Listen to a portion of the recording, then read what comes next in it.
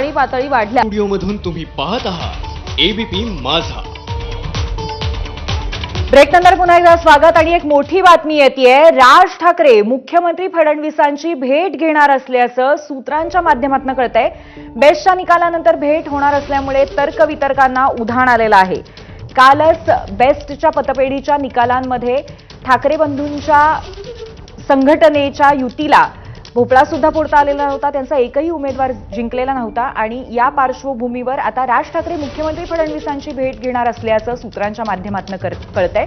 त्यामुळे आता राजकीय पातळीवरती काही वेगळं वळण या माध्यमातून येणार का असा एक महत्त्वाचा प्रश्न आहे।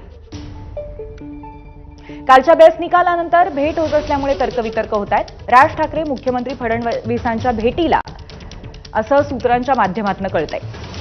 कालच्या बेस्टच्या निकालानंतर भेट होत असल्यामुळे तर्कवितर्क होत आहेत। राज ठाकरे मुख्यमंत्र्यांच्या भेटीला जाणार असल्याचं सूत्रांच्या माध्यमातून कळतंय। तर या क्षणीची एक महत्त्वाची बातमी आहे। राज ठाकरे मुख्यमंत्री फडणवीसांच्या भेटीला बेस्टच्या निकालानंतर भेट होणार असल्यामुळे तर्कवितर्कांना सध्या उधाण आलेलं आहे। राज ठाकरे फडणवीसांच्या भेटीला वर्षा निवासस्थानी दाखल झाल्याचं कळतंय।